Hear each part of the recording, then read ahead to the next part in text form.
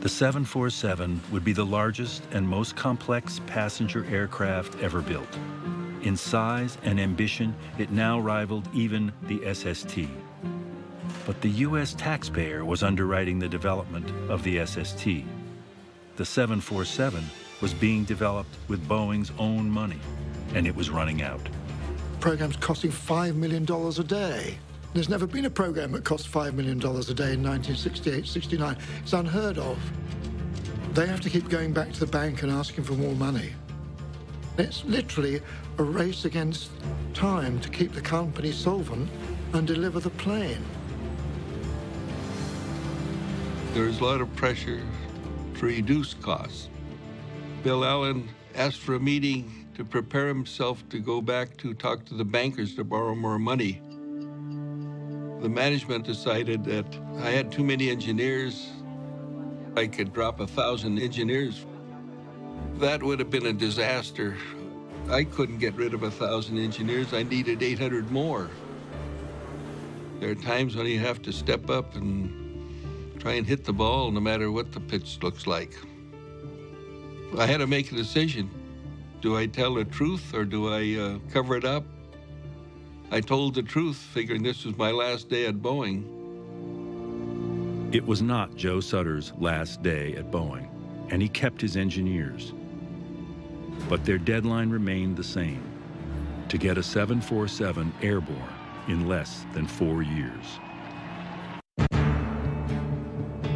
On February 9th, 1969, the 747, the world's first wide-body commercial aircraft, was on the runway and cleared to fly for the first time.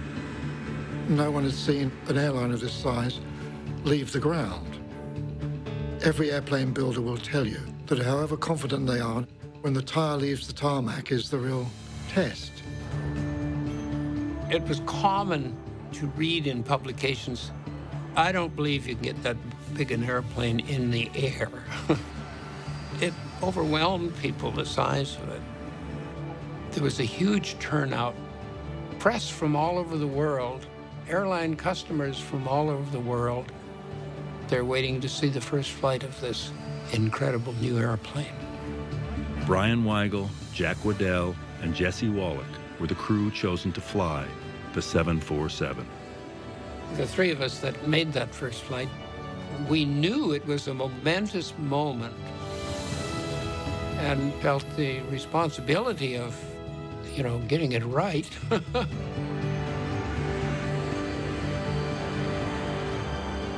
was a great deal of expectation, and it was a typical Seattle morning, a little bit misty, a little bit damp.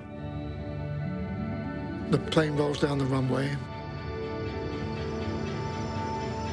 It lifts off, and it's impeccable.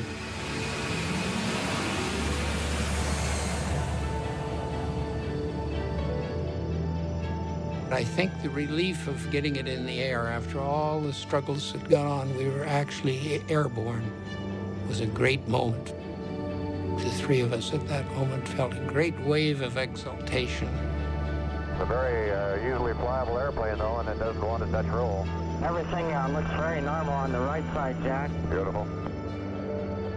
When you spend 3 years working like a dog to get something done and you see it's successful, you get a sense of accomplishment and pride. I felt the gang of guys that worked for me had really done a hell of a good job, so I felt pretty good. Jack was doing the landing, and I think we all had the same thought. Let's not screw up.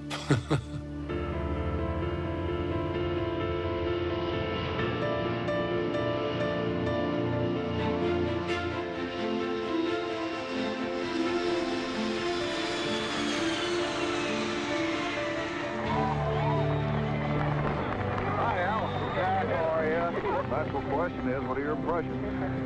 I guess this sounds complacent or something, but that thing is just ridiculously easy to fly. It's just a pilot's dream. The 747 embodied everything aviation had become. The science, the engineering, the relentless pace of innovation were all there in Joe Sutter's